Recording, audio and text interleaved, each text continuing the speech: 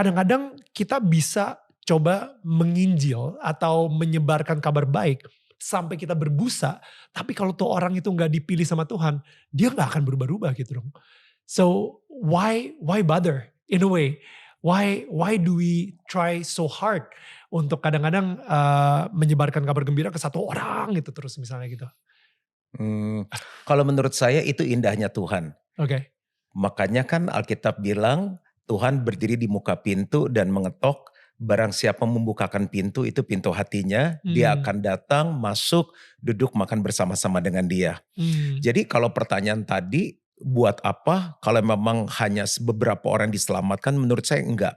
Jadi Tuhan mau seisi dunia diselamatkan, mmm, cuma karena sayangnya sama kita, dia bukan Tuhan yang memaksakan. mmm, Tetapi dia kasih kehendak bebas. Nah mmm, bagian kita adalah memberitakan, mmm, jangan pernah bosan. Karena tadi kan ada sempat saya dengar, ya kalau kita terus satu orang gini dan dia memang nggak dipilih, enggak. mmm, Setiap orang punya kesempatan menerima keselamatan itu. right, Cuma bagaimana orang bisa percaya kepada Tuhan kalau mereka nggak mendengar. mmm, Bagaimana mereka bisa mendengar kalau tidak ada yang memberitakannya. wow, Jadi menurut saya bicara penginjilan yang paling bagus sekarang adalah orang lihat hidup kita.